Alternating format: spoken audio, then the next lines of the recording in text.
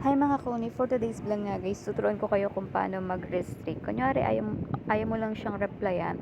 So, ganito yung ginagawa ng iba kung gusto pa rin nilang makatanggap pero hindi nila itong mare-replyan. So, parang di mo yata sila matcha-chat.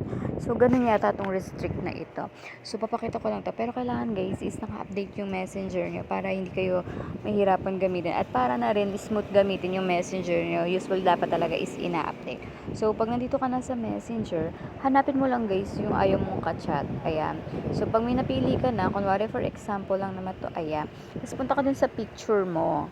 Diyan sa picture mo na yan, makikita mo dyan sa ilalim yung restrict. Pipindutin mo lang yun. Makakatanggap ka pa naman ng chat nila guys. Kaya lang hindi ka lang makakapag-reply sa kanila. So, para na-attempt, para hindi ka ma-attempt mag-reply sa kanila. So, iyan, yung restrict na tinatawag. Kumbaga, naka-restrict sa'yo yung ka-chat mo.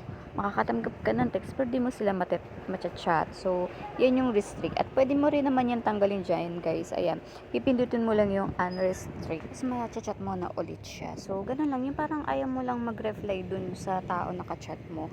Pero, gusto mo pa rin makatanggap ng chat niya. So, yan yung pagre-restrict dun sa tao na yon. So, 'di ba? Simple lang naman siya, pero parang komplikado, parang minsan ma-attempt ka mag-reply pero di ka makakapag-reply kasi nga ni-restrict mo na siya. Pero pwede mo naman siyang i-unrestrict. Kaso guys, ang tendency niyan guys is i-add mo ulit siya para maging friend mo. So, parang ma-unfriend mo siya ng ganon. So, malalaman niya rin na ay, in-unfriend ako nito.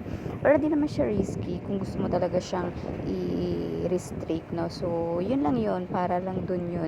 Sa maraming hindi pa nakakaalam kung paano gamitin si restrict dito sa messenger. So, kung ako sa inyo guys, kung meron kayong ganyang experience na ayaw nyo makachat, i-restrict nyo na guys. Yun lang guys. Thank you for watching.